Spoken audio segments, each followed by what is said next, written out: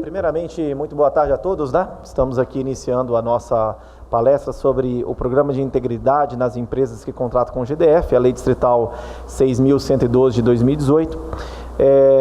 Tenho aqui o nosso palestrante, né, o Lúcio, já vou ler as credenciais aqui. E antes de tudo, gostaria também de cumprimentar a todos, dar uma boa tarde a todos aqueles que estão dispondo um pouco do seu tempo, privilegiando os eventos que o CRC tem feito para qualificar os profissionais em temas que às vezes são bastante discutidos, já estão de grande conhecimento, como por exemplo o SPED, o E-Social, que ultimamente temos feito muito evento em relação a isso, mas que outros temas, como por exemplo a situação do compliance agora, né, voltado ao programa de integridade dos fornecedores de empresas públicas, é um tema sim de extrema relevância, super importante, e que nós contadores não podemos estar distantes dessa realidade, né? Então eu parabenizo a todos aqueles que entendem que nem sempre só cursos voltados à área tributária ou voltados a processos empresariais de constituição, alteração, são importantes, mas que também esses temas de discussão, né, voltado à parte de gestão financeira, a desenvolvimento empresarial, liderança, enfim, são temas importantes. Nós temos tentado trazer também um pouco mais voltado eventos nessa situação, e que programas e situações também voltadas a legislações pertinentes, não exatamente a situação contábil em si, mas de que queira ou não, de alguma forma, direta ou indiretamente, está voltada à nossa profissão. Gostaria de aproveitar para fazer 3 registros de presenças muito importantes aqui. A nossa vice-presidente de desenvolvimento, Darlene, que fez esse contato com o Dr. Lúcio para nos prestar essa palestra. Obrigado pela presença, Darlene. A nossa conselheira Jaqueline, que também está sempre conosco aqui, sempre muito atuante nas plenárias. A nossa conselheira do Conselho Federal e ex-presidente do Conselho Regional de Contabilidade, Sandra Batista, sempre nos honra aqui também com a sua presença. E os demais colegas que aqui sempre estão participando dos eventos e que estão privilegiando aqui a importância dessa nossa transmissão ao vivo, dessa nossa palestra. O nosso palestrante, o Lúcio Carlos, ele é auditor de controle interno daqui do GDF, também professor de matemática, professor de graduação em ciências contábeis e pós-graduação, no mestrado, né, está desenvolvendo também, né, Lúcio, o seu curso de mestrado, também professor no curso de auditores de controle interno, atualmente secretário do Estado e controlador do Distrito Federal, né, 21 anos já de atuação na administração pública do Distrito Federal. Então, definitivamente, nós temos aqui um profissional de altíssimo nível, profundo conhecedor, não só de aspectos teóricos, mas também de condição prática, né? Então, para nós aqui é uma honra poder ouvi-lo. Lúcio, agradeço aí ter atendido o nosso convite, e eu passo para que você possa professar a brilhante palestra, e obrigado aí pela presença. Uma salva de palmas, né?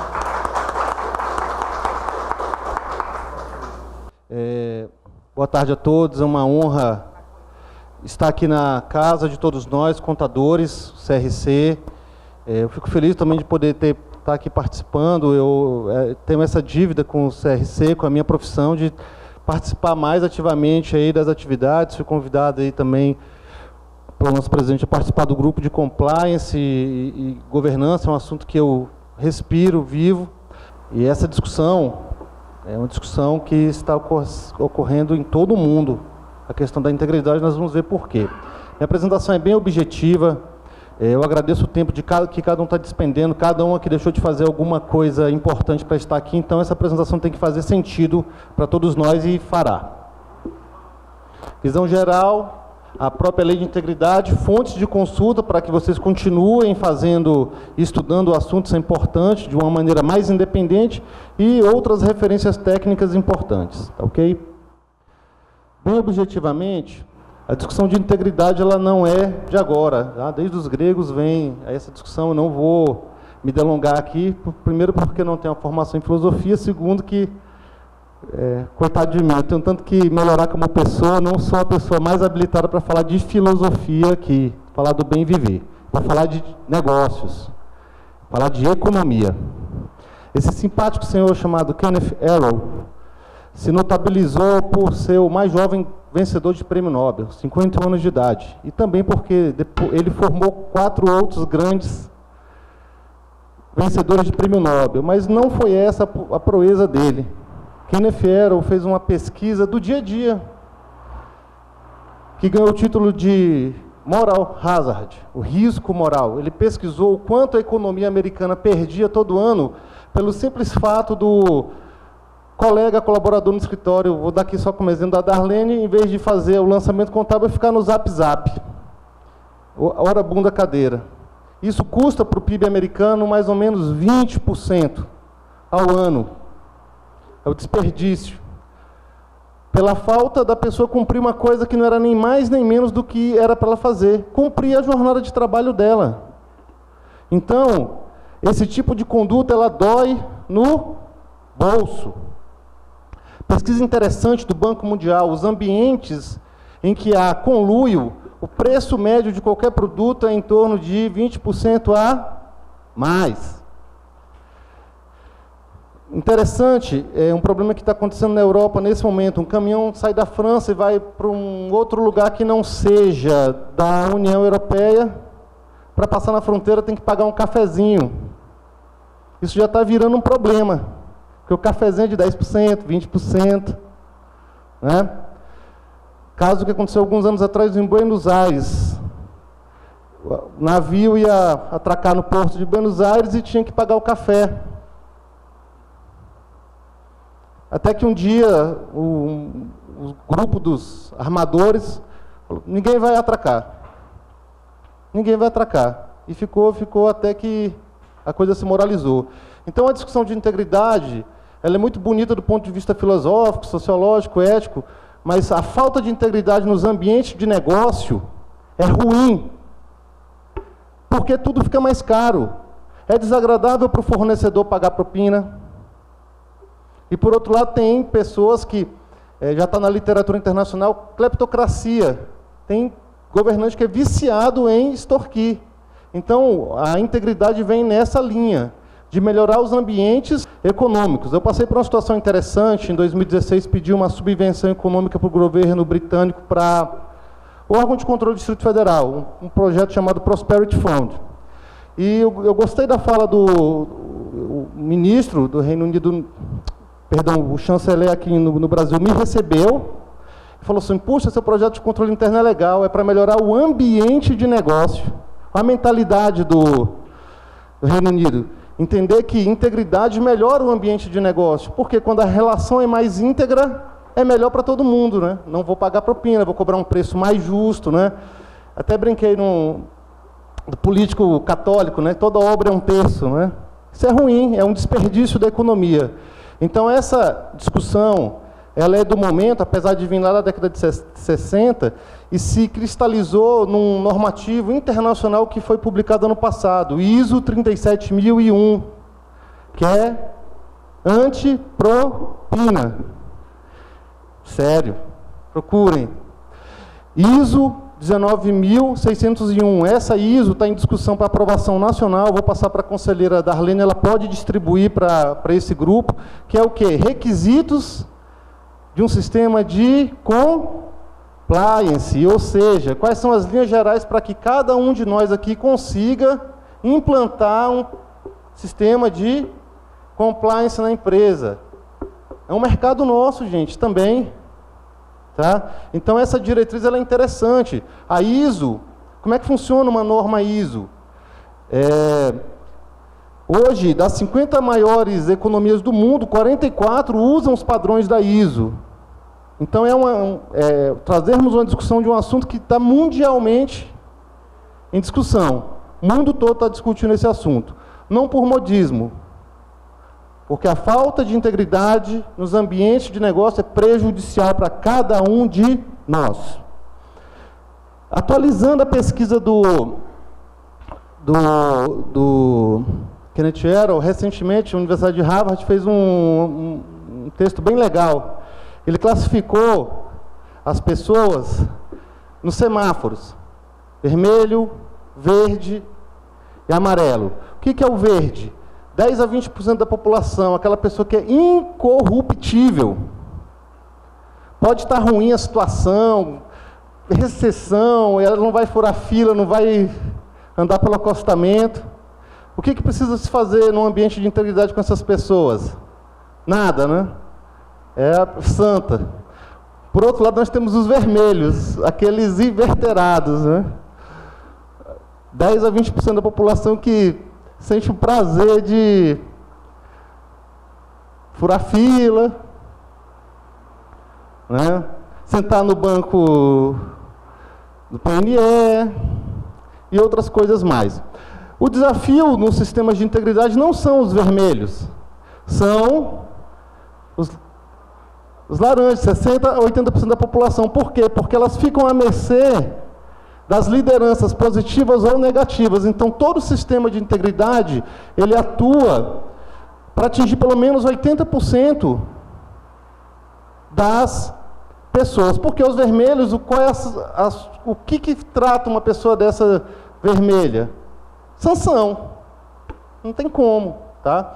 Então, os sistemas de compliance atuam para melhorar o ambiente em relação aos verdes e laranjas e detectar fraudes e sancionar os vermelhos, beleza? É uma pesquisa bem atual essa daí, o texto está em inglês, eu não coloquei para vocês no material. O material que eu estou usando nessa apresentação está todo, inclusive os vídeos que eu vou passar aqui, que são bem rápidos, disponibilizados. E interessante que a discussão de integridade ela não é fácil, ela se dá no dia a dia. Vamos só analisar aqui comigo rapidamente aqui algumas situações de integridade.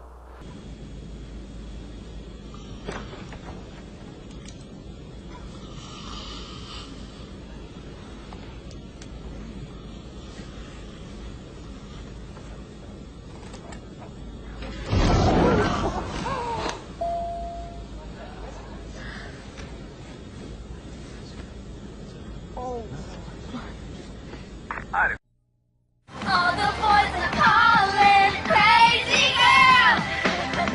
I hope she sings this tonight. I know. Hey, Dad, pull over. We need gum. I'm on it. Oh, honey? Here's some money. What do we got here? Hello.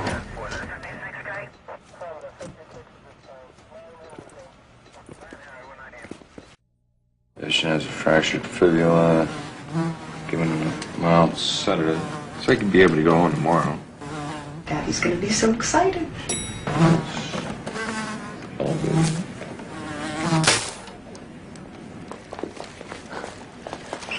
That killed him.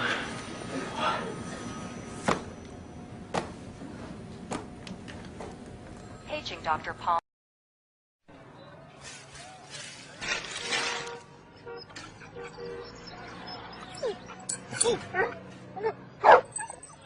Look at the cute dog.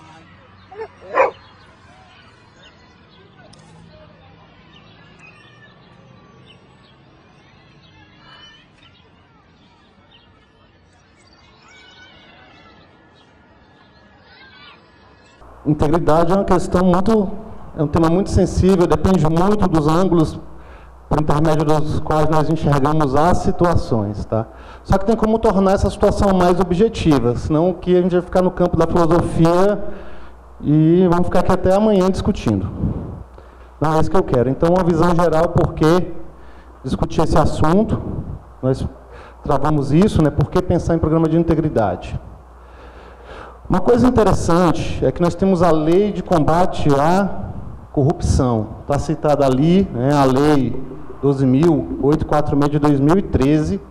E no ano de 2016, o Decreto 37.296 regulamentou a Lei de Combate à Corrupção no DF.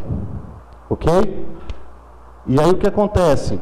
Aqui nós temos o conceito do que é um programa de integridade, ou um programa ou um compliance, um sistema de compliance. O que é isso? Conjunto de mecanismos internos, de ética, de conformidade, de códigos de conduta, de políticas, diretrizes, ou seja, um caldeirão de coisas. Então, o artigo 68 traz uma enumeração de 16 itens que um programa de compliance tem que ter. Só que aqui tem um detalhe.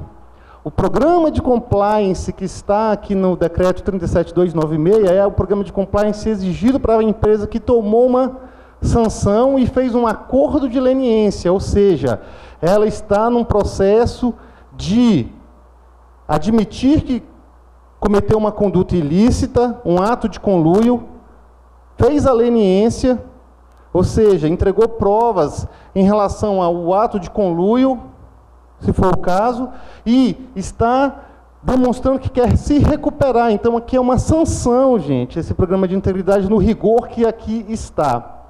O que acontece? O Rio de Janeiro foi o ente da federação primeiro a ter uma norma de integridade. A norma do Rio de Janeiro tem todos os itens aí que estão nesse decreto.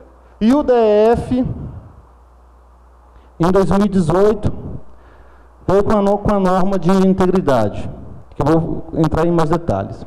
Uma coisa interessante, que é uma discussão que está acontecendo aqui no nosso conselho sobre governança, e governança é um tema que todo mundo fala, mas o que é governança, né? É um conceito abrangente, mas que envolve necessariamente um sistema de valor que tem 4 fundamentos: relacionamento entre as partes, acionistas ou agentes, propósito estratégico da organização, para onde ela vai, a estrutura de poder e principalmente as práticas de gestão. E aqui integridade é uma prática de gestão, gestão de risco é prática de gestão. Então integridade é mais um componente, o compliance, que ajuda o sistema de governança da organização a funcionar. Vai responder, vai ser a pílula mágica da organização? Não, mas vai ajudar em muita coisa, beleza? Uma situação, então, interessante. Lei de integridade do DF, Lei 6.112.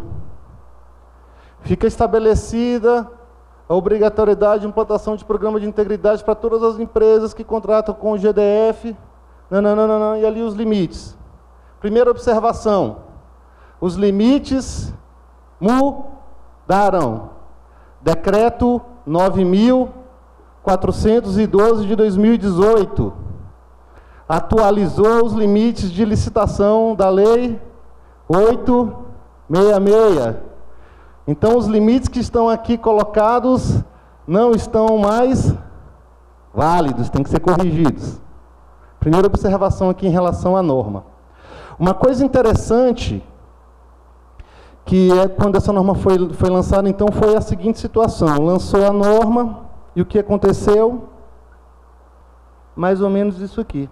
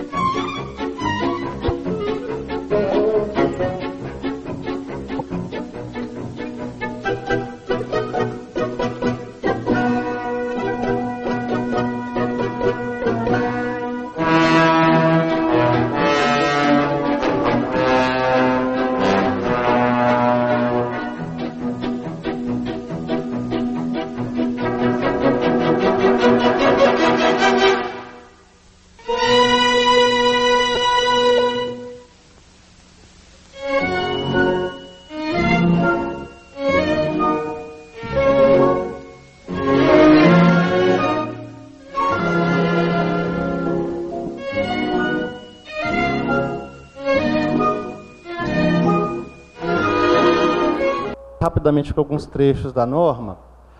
A lei do Distrito Federal ela é praticamente idêntica à do Rio de Janeiro. E aí eu comentei para vocês que a do Rio de Janeiro tem lá os elementos do decreto, ou seja, de plano, nós já temos a exigência de um programa de compliance que tem a base da aplicação do sistema de compliance para a empresa punida. São 16 requisitos mínimos que a lei estabelece para o programa de compliance. E aí uma coisa interessante também, que a Jaqueline colocou aqui, por que ela ficou preocupada? Porque ela está na execução dos contratos. A lei estabelece que quem vai fiscalizar a vigência, efetividade e validade da norma é o gestor de contrato. O colega ali chega e triste assim, né? Pois é, o gestor de contrato geralmente é uma pessoa que tem 300 coisas para fazer, mas os contratos para gerenciar e ainda vai ter que fiscalizar, sem a capacitação adequada, o programa de integridade. Eu deixei a norma na íntegra. Ela tem alguns detalhes, eu vou abrir aqui rapidinho, coisa rápida. Mas o que causou o alvoroço foi o rigor dos requisitos e o prazo. Em 180 dias, os fornecedores do GDF tinham que ter um programa de integridade montado. Então, o que aconteceu? O setor produtivo procurou o governo, houve um relativo alvoroço. E aí nós temos, então, uma questão complexa dos programas de integridade. Ou eles são excessivamente informais, apenas atos solenes. Então, a empresa que fala que tem um programa de integridade, faz uma reunião de integridade uma vez por ano, distribui código de ética e fala que tem integridade. Ou então, o programa é extremamente pesado e ignora o ser humano. Você pode ter a tecnologia que for, se o ser humano não for considerado no seu aspecto pessoal, psicológico e social, as grandes fraudes acontecem por pessoas, não por sistemas autômatos. Por conta dessa dificuldade, nós temos a Lei 6.176. O que acontece com essa Lei 6.176? A obrigatoriedade do programa de integridade dos fornecedores foi postergada para 2019. Resolve o problema? Não. Que problemas ou que situações estão hoje ainda em discussão, principalmente pelo setor produtivo? A Fibra, a Cristine, que é uma colega, ela está em Mato Grosso do Sul falando exatamente a mesma coisa nesse mesmo horário que eu estou falando aqui, discutindo lá com a Federação das Indústrias de Mato Grosso do Sul a questão de integridade. Vou discutir com vocês aqui alguns aspectos que estão relacionados com essa norma e que precisam ser discutidos com mais profundidade. Primeiro, falei para vocês da origem. O rol das atividades de um programa de compliance que ali estão ilicitadas é para uma empresa que foi sancionada. Será que é essa a necessidade de integridade ou pode ser modularizado? Vocês vão ver na ISO 19601 que não há uma lista, ela não coloca uma lista de atividades obrigatórias, ela coloca conforme a necessidade de cada organização. Porque um escritório de contabilidade tem uma robustez econômica muito diferente de uma grande construtora. Então eu preciso de ter todos os mecanismos no escritório de contabilidade, um sistema de ouvidoria num escritório de contabilidade para 5 pessoas. Agora, numa Siemens, a Siemens implantou. A Siemens é um grande caso de bom programa de integridade. Reconheceu o ato corrupto na Europa de 1,4 bilhões de multa e teve que montar um bom sistema de integridade. Então, uma questão é que a norma não considera que está em discussão nesse momento. O porte. Eu não posso fazer um escalonamento e começar a implantação do sistema de integridade, dessa obrigatoriedade, pelo porte econômico da empresa, começando pelas de maior porte até as de menor porte. É uma questão que não foi considerada, mas que está em discussão. Outra, os itens também. A quantidade de itens, então, é um terceiro aspecto que está em discussão nesse momento. Outra situação também. Quem vai fiscalizar isso daí?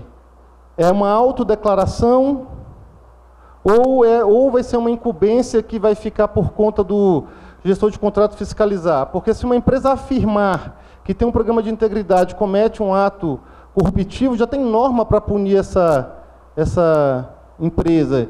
E aí entra uma situação complexa que aconteceu no Rio de Janeiro, os kits de integridade. O que são esses kits de integridade?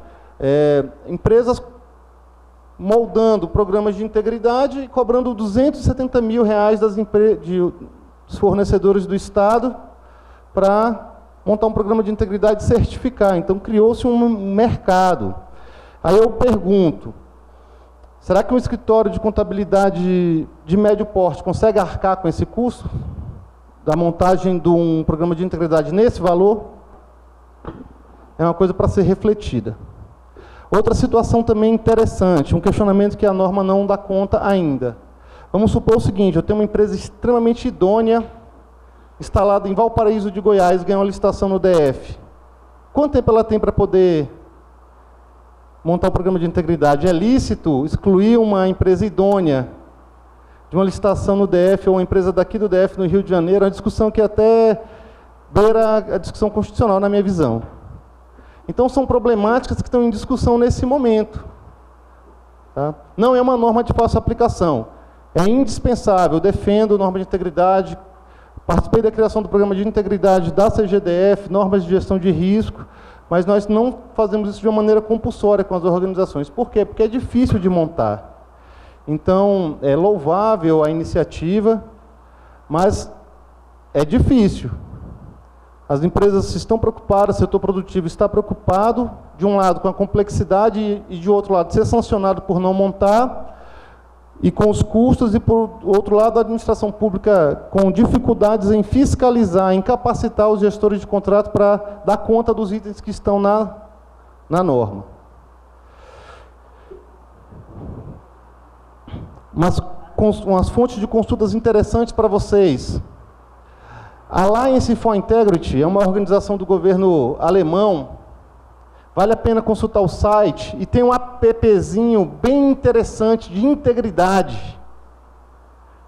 Vocês podem fazer um questionário de 15 perguntas na organização de vocês. Então, perguntas simples. Ele está separado, setor público e setor privado. Então, a Darlene pode rodar esse questionário na organização dela e já tem um score de medição da integridade. Ah, tem canal de denúncia, tem código de ética, tem canal para que apure responsabilidade. Então, vale a pena vocês darem uma navegada, porque começa a desmitificar o assunto. Você começa a ver, não, cara, integridade é ter um sistema de ética que funcione, ter um sistema de prestação de contas contábil que funcione, né? E aí entra muito fortemente a nossa profissão. Tá? O PROINT é um programa de integridade da CGDF, está disponível à visitação. Quem tiver alguma dúvida, vai ter o meu contato e quiser conhecer o trabalho que nós estamos fazendo em campo. Nós temos recebido órgãos e entidades estaduais, municipais, passado a nossa experiência e aprendido também com as pessoas. É muito bom essa troca de experiência. E tem um conjunto que está na apresentação muito interessante, que é a coleção Programa de Integridade da CGU. Tem várias dicas, vários guias. Aí a minha grande colocação aqui para nós profissionais, né? Você pode ter todas essas referências, mas nós temos que instrumentalizar essas referências e ensinar nossos fornecedores, nossos clientes, principalmente os nossos clientes, a aplicar isso na prática. Uma coisa é ler na teoria, outra coisa é fazer como os colegas estão fazendo, os passinhos, e dar essa consultoria.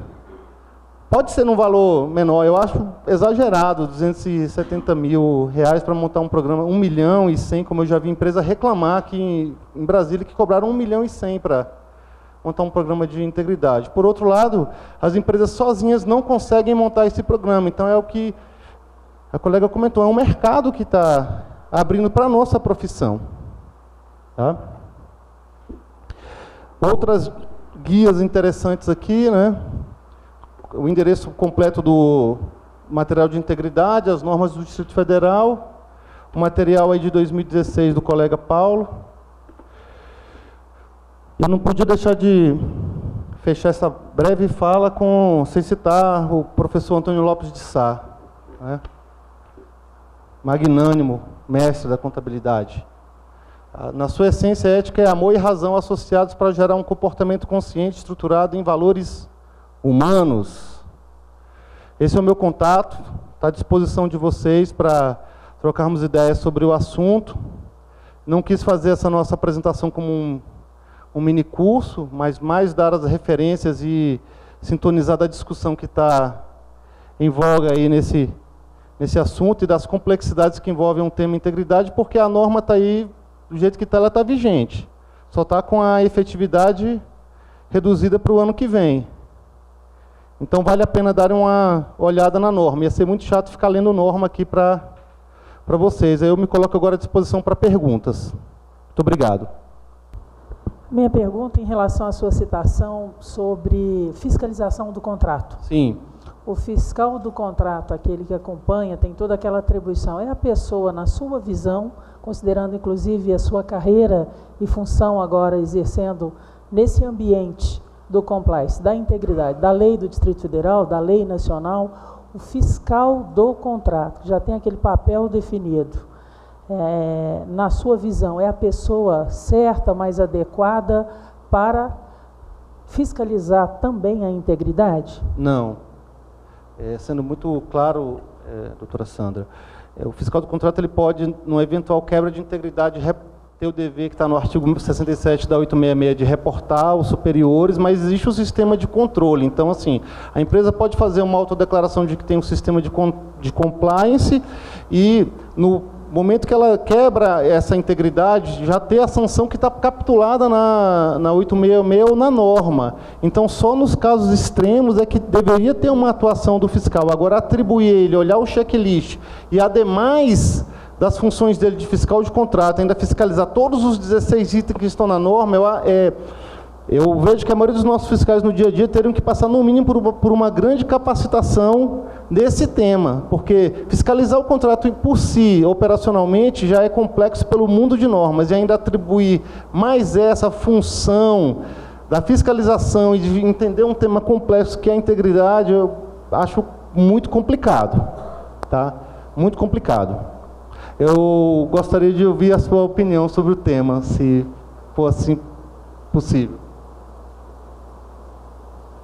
Nesse aspecto específico da lei, me parece que há uma confusão, se isso assim permanecer, né, até porque há responsabilidades, é o olhar. A gente sempre debate nessa linha do olhar de cada um. Nós somos capacitados, nós temos competência, atividade e tudo isso. Então, me parece que já está bem delineado o que é um fiscal do contrato, com aquele comportamento e com muita responsabilidade.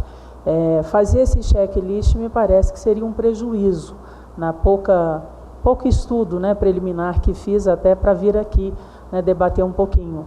Então, a minha visão é de que me parece um conflito, talvez até de competência. Me parece acertado também algumas iniciativas de mudança do projeto-lei que está em tramitação. Não sei se sofreu alteração, alguma coisa nesse sentido, mas me parece que já tem a inspiração numa dessas ISO Sim. que o senhor mencionou. É isso mesmo, doutora Sandra. Está em discussão a FIBRA, a Federação de Indústria de Brasília, tem participado de uma maneira muito proativa, muito consciente dessa discussão e está utilizando a força do setor produtivo positivamente, assim, reconhece que precisa da integridade, mas que tem que ter modulações aí na aplicação da norma. Entre essas modulações, essa questão do papel de quem é que tem que ter o registro e acompanhamento dessa informação. Gestor de contrato, órgão central de controle interno, é uma informação autodeclarada e depois, se tiver algum problema de quebra de integridade, sanção. Então, isso está sendo ainda definido. É um terreno ainda bem pantanoso. Mais alguma... acho que foi meados de maio ou junho, teve um cliente lá do escritório que ligou para falar da lei e a gente teve uma reunião, ia ser um trabalho a 4 mãos com o escritório de advocacia. Aí eu lembro que na época foi quando eu fui conhecer a lei, eu nem sabia que existia, e li a lei, como foi prorrogado, o mal do brasileiro, a gente nunca mais tratou do assunto. Só que lá na época eu lembro que eu fiz alguns questionamentos para o advogado de dúvidas que eu fiquei na lei, e um deles que eu lembro na época era, eu fiz lá o meu programa de integridade. No caso lá, esse cliente nosso, acho que ele atua com o BRB, se não me engano, acho que é o BRB. E aí uma das perguntas era, eu fiz o meu programa, eu vou lá, apresento para o BRB, que é um contratante meu.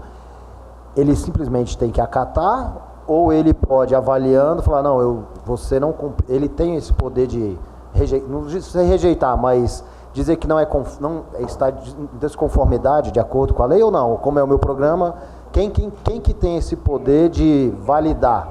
O que ele fez está conforme a lei? É o contratante? Vai ter algum órgão fiscalizador? Olha que pergunta interessante. Além da administração pública ter o poder de checar, ela pode sancionar a empresa se julgar que o programa de integridade não está sendo efetivo. Tem as multas, cheguei até 20% do faturamento. O órgão contratante pode sancionar, e aí sobrou para quem essa atribuição? Gestor do contrato. Exatamente, é por isso que eu tenho comentado dessa questão dessa modulação também econômica, né? Eu não tenho como exigir o mesmo nível, a mesma quantidade de itens da pequena empresa e nem o mesmo tempo de implantação de integridade que a empresa pequena em relação a uma grande empresa. Então, tem que haver uma calibração mais clara também dos requisitos e de uma gradualidade em relação ao potencial econômico das empresas. Todas essas discussões estão, nesse momento, acontecendo. Tá? É uma norma importante, é necessário, ninguém aqui tem dúvida de que integridade é importante, mas a discussão tem que ser mais aprofundada. Professor... Sim. É aqui mesmo? É aqui. Pegando o gancho ainda na fala da Jaqueline, quando ela cita as micro e pequenas e as empresas de pequeno porte, que é nosso público-alvo, onde a gente trabalha, qual é a orientação que o senhor dá para os contadores que estão nos assistindo nas nossas empresas, em que meu cliente vai participar, né, de uma licitação, e vamos colocar esse valor mínimo aqui, que é de 80 mil, e o contador não estiver preparado para fazer esse programa de integridade, porque o Eduardo mesmo citou, ele fez um trabalho a 4 mãos ali, ele precisou da ajuda jurídica para fazer o programa. O que o senhor nos aconselha? O primeiro conselho é justamente esse, né? Se inteirar do tema, buscar as fontes, porque quando se acostuma com um tema, ele passa a ser menos etéreo. Essa é uma primeira aconselhamento, é buscar o conhecimento. E acaba tendo realmente, assim, na implantação, essa multidisciplinariedade. Então, acabar recorrendo aos colegas do jurídico, sim.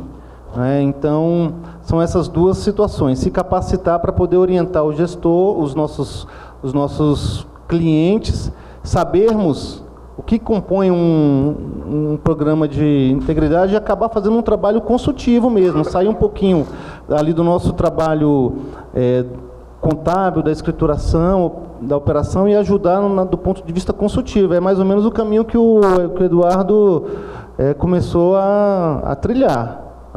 Eu vejo ali o escritório, os colegas, ali tem um contador, uma administradora. Se enxergar isso como um negócio, vai ganhar. Também não é muito ser todo mundo. Para ajudar, você tem que eu lembro que na época eu postei num dos grupos de empresários contábeis. Gente, vocês têm algum cliente? Aí que lei é essa? Eu também não sabia não, descobri agora. E aí o Marquinho falou, oportunidade de compliance. Eu falei, Marcos, eu penso a mesma coisa, só que eu não vou conseguir abraçar o mundo não. Vou ter que, infelizmente, eu vou meio que assessorar o advogado e ele que vai ganhar o dinheiro lá, mas vai servir de aprendizado para mim. Então, assim, buscar as referências, ISO 19.601, vou compartilhar, essa versão que eu vou compartilhar é a versão que está em aprovação. A votação acabou em 27/8, eu acredito que seja aprovado na íntegra.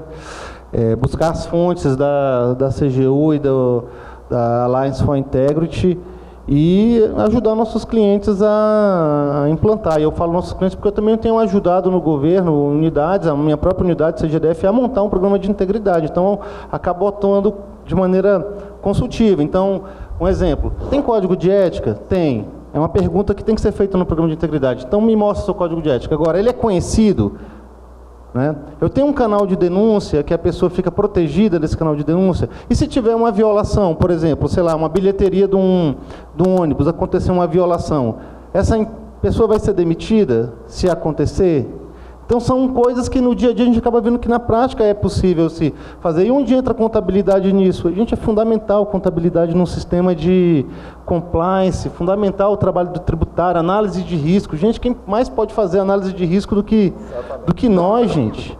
Nós temos que nos apropriar. Então, assim, requer de cada um de nós estudo, leitura. Inclusive, o governo ele tem um programa de incentivo para as pequenas empresas participarem das licitações. Perfeito. Né? Então, assim, a gente tem um público bem grande, sim, para poder trabalhar, e são as que têm maior carência. É uma pena a gente ter que ter uma lei para ter integridade, né? Isso devia ser, assim, normal, natural. Mas não é aqui em nenhum lugar do mundo, infelizmente. Mesmo nos países desenvolvidos ainda... tem na Alemanha, não é à toa que tem ISO lá. Então, assim, precisou de uma lei, de uma norma geral, inclusive, uma ISO 37001, 19600, 19601. Tá? Então, é um assunto do momento, fora do país também. Então, assim, há uma possibilidade de trabalhos até fora desse assunto, para quem tem oportunidade de fazer esse tipo de discussão. Não é nem uma pergunta, eu gostaria, é uma sugestão. Quando eu fui fazer esse processo seletivo, demorou quase 2 meses desse processo para fazer ali uma equipe de compliance, eu também tive que fazer uma apresentação para a implementação de compliance.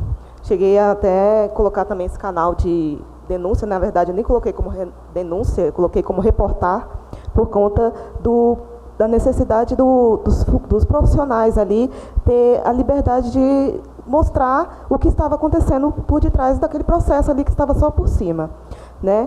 E sugerindo aqui, logo depois que foi interrompida esse processo, eu fui buscar informações nos sites, ver cursos, e é uma coisa assim muito longe, muito tampado, quase não tem.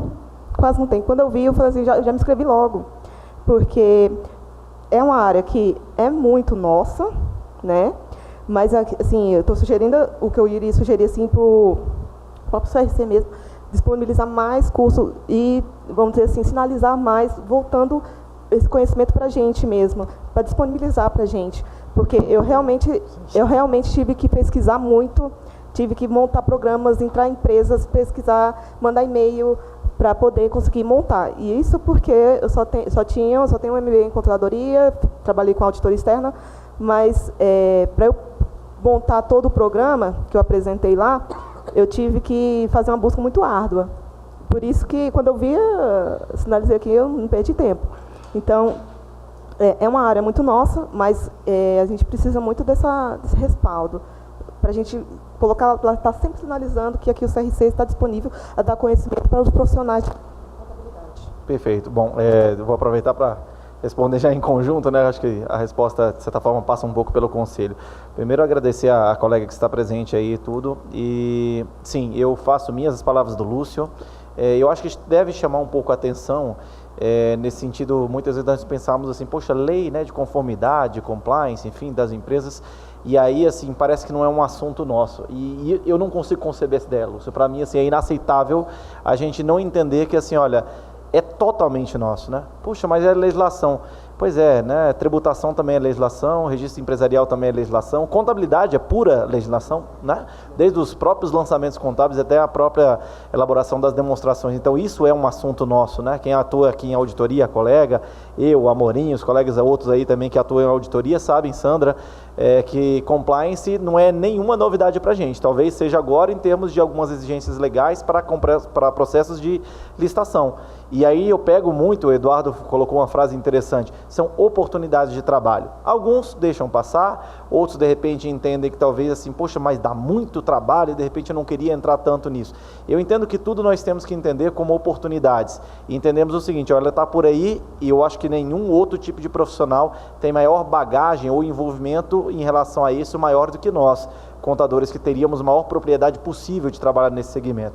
Então nós tentamos puxar sobre isso, o Lúcio estava comigo em uma reunião que nós criamos aqui um grupo de trabalho só para traçar sobre as questões de compliance, tanto das duas leis, né, Lúcio? Nós falamos até aquele dia lá, nesse aspecto aqui e sobre a própria regra de compliance para os próprios órgãos públicos mesmo. E eu falei, Lúcio, eu acho interessante nós criarmos, inclusive no painel do próximo ano agora da convenção, eu quero colocar um representante do setor privado, das empresas públicas ou de economia mista, com um debate junto com o pessoal de um órgão público, justamente para a gente verificar duas visões diferentes sobre compliance e várias outras coisas, né? O Lúcio foi um convite e de pronto atendeu essa solicitação.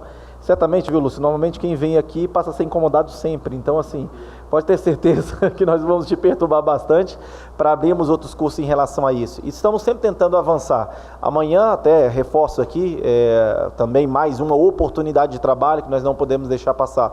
Amanhã nós teremos aqui uma transmissão ao vivo, quem não puder vir aqui ao CRC, acompanhe pela internet no nosso canal, a transmissão ao vivo sobre a primeira palestra sobre contabilidade de contas, prestação de contas eleitoral, e depois nós vamos ter um curso um pouco mais amplo também sobre isso. Então teremos uma palestra de uma tarde e depois um curso um pouco mais completo. Então esses outros temas que fogem um pouco do mais tradicional são bandeiras que eu levantei algum tempo atrás e eu quero cada vez mais trazer sobre isso. Então parabéns a todos, estamos atentos em relação a isso. O Lúcio é mais um dos que serão incomodados, né, Lúcio? Eu sei que você se predispõe mesmo a estar à disposição de todos nós aqui, mas nós vamos ampliar, sim, certamente essas oportunidades e outros cursos. Falta muita coisa, o que a gente tem basicamente é uma legislação ainda seca. A gente ainda não tem muitos artigos publicados sobre o tema, a gente ainda não tem muitos cursos, a gente ainda não tem muito quem fale sobre o tema, né? E é preciso ter pessoas corajosas como o Lúcio aí, que se predispõem a estar conosco.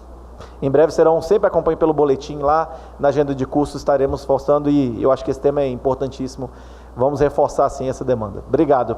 Presidente, eu quero agradecer a doutora Darlene, a Cris, a todos que vieram, abriram mão do seu tempo para poder estar aqui conosco. Tem mais uma pergunta, o Eduardo, e deixei o meu contato.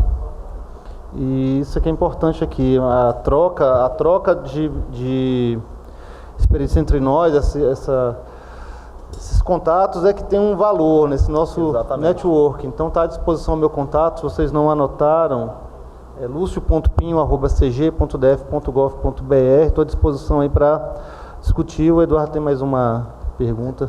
Dois pontos, né? Um é para os colegas, quando eu fiz essa pesquisa lá em maio, junho, passei pela mesma dificuldade da colega de não encontrar muito material, mas acabei encontrando muita coisa na área federal, que é igual o colega falou, que se assemelha, então talvez ajuda quem for mexer.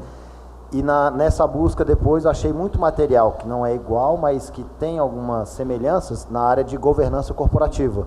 Então, às vezes, material didático, eu não vou achar lá programa de integridade, mas eu conseguindo livros, na época, acho que até anotei uns 3, não cheguei de governança corporativa, que dá algo é parecido. Claro que tem as especificidades, mas ajuda. A pergunta, na realidade, é sobre o comentário que a Jaqueline fez, você comentou, que de fato o interessante seria tratar os diferentes na lei, o microempresário com menos exigência. E aí você falou que está havendo um debate, a pergunta é essa, existe de fato esse debate lá no meio, talvez seria na Câmara, né, de ter uma alteração da lei, ou isso na realidade é como é que se diz? É uma visão que vocês que estão lá, que atuam, que tem esse interesse, mas que na realidade falam, olha, a gente vê, sabe que é necessário, mas não vamos nem contar com isso não, porque provavelmente vai ficar do jeito que está até junho, até porque é período eleitoral, até para a gente ser, não que a gente vá postergar, mas tem esse debate mesmo lá em quem tem o poder da caneta? Existe. A norma é de iniciativa foi de iniciativa do Poder Legislativo. Então, tanto houve que houve a aceitação da postergação dadas dificuldades. Existe um projeto de lei, eu esqueci o número do projeto, eu mando para a conselheira Darlene, já em andamento na Câmara Distrital, com algumas propostas de alterações, e o setor produtivo tem se organizado, especialmente por intermédio da Federação das Indústrias de Brasília, isso buscando assim, de uma maneira muito qualificada, não é uma rejeição à lei, do contrário, a FIBRA, o presidente Jamal, a doutora Cristine, que também foi da CGU, a controladora do sistema FIBRA, pessoa altamente qualificada, foi uma das fundadoras da Controladoria Geral do Distrito Federal, foi consultora jurídica da CGDF, está participando dessa discussão, então eles têm muito a contribuir, aí a FIBRA fará será a porta-voz do setor produtivo em relação a essas sugestões. Então, esses 5 tópicos que eu coloquei, a questão da gradualidade, a questão do porte econômico, a questão dos itens, a questão da empresa ser de fora e competir, que são todas questões que estão circundando essa discussão, estão no radar da Federação das Indústrias de Brasília, no radar da Controladoria. Essa discussão existe.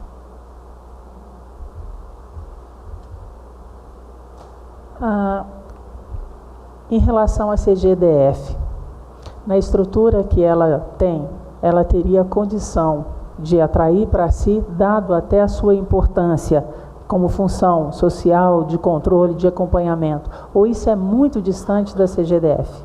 Ótima pergunta, doutora Sandra. Nós criamos uma diretoria de integridade para estimular a implantação de maneira consultiva.